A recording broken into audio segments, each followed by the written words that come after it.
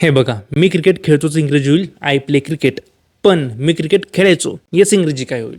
आम्ही मूव्ही बघतोच इंग्रजी होईल वी वॉच मूव्हीज. पण जेव्हा आम्ही कॉलेजमध्ये होतो ना, तेव्हा आम्ही दर रविवारी मूव्ही बघायला जायचो. याच इंग्रजी काय होईल? तो खूप रडतो, ही क्राईज अ लॉट. पण तो खूप रडायचा, याच इंग्रजी काय होईल?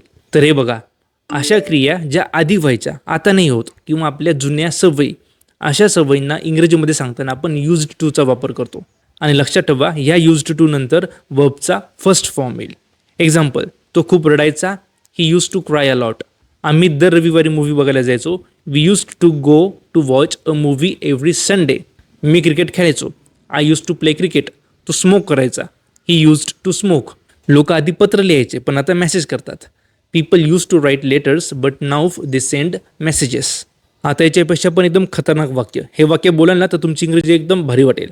हे बघा, आता मला बोलायचं आहे की मला सकाळी लवकर उठण्याची सवय आहे, किंवा सकाळी लवकर उठणं माझ्यासाठी एकदम नॉर्मल आहे. तर मी इंग्रजीमध्ये बोलेल, I am use to waking up early in the morning.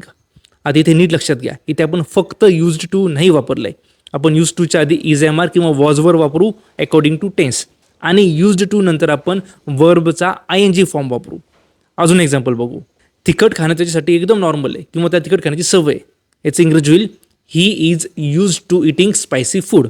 मला ट्रॅफिकमध्ये गाडी चालवण्याची सवय आहे, किंवा ट्रॅफिकमध्ये गाडी चालवणं माझ्यासाठी एकदम नॉर्मल आहे. I am use to driving in heavy traffic. मला ट्रॅफिकमध्ये गाडी चालवण्याची सवय होती, I was used to driving in heavy traffic.